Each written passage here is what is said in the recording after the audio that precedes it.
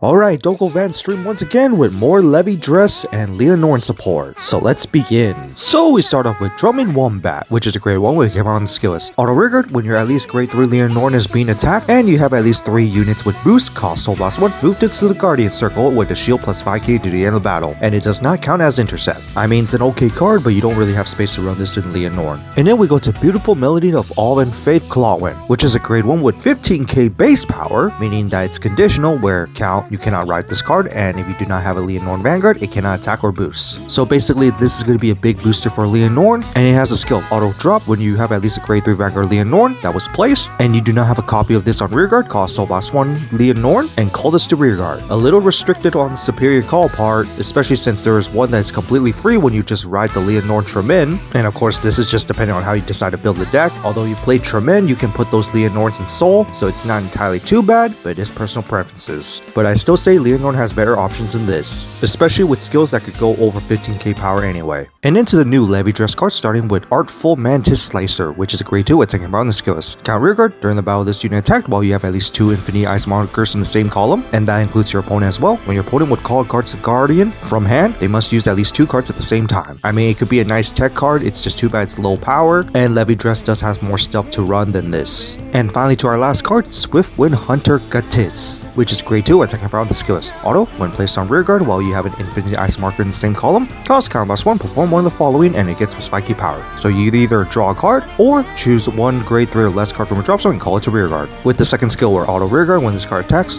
if you have at least 3 Infinity Ice markers, that includes your opponent, this card gets 5k power in the end of battle. Basically, it's like Huli with the extra added draw skill and split power gain skills. It is definitely a better version as there's added more options, and also the split power skills is actually a little better because at least it's not on the call effect. So this is definitely replacing Huli. And then before we go, the English version of the 15th anniversary start decks are going to be releasing at May. And speaking of start decks, next week we're going to get the reveal for the Overlord start deck stuff, which is sooner than I expected, but I hope it's awesome. And so that's it for these reveals of the new Lianorn and Levidras support. Stoeichea theme support, what do you guys think of them? I mean, it's just small support for existing decks. Lianorn is just meh. Levidras did get a good new card, although it just does the same thing as an existing one, just separate in certain abilities, and with a little more option, which of course makes it a little bit better. But overall, it's just nothing too special, just basically same old support stuff with a few tweaks. But on that, that's it for this, and see you next time.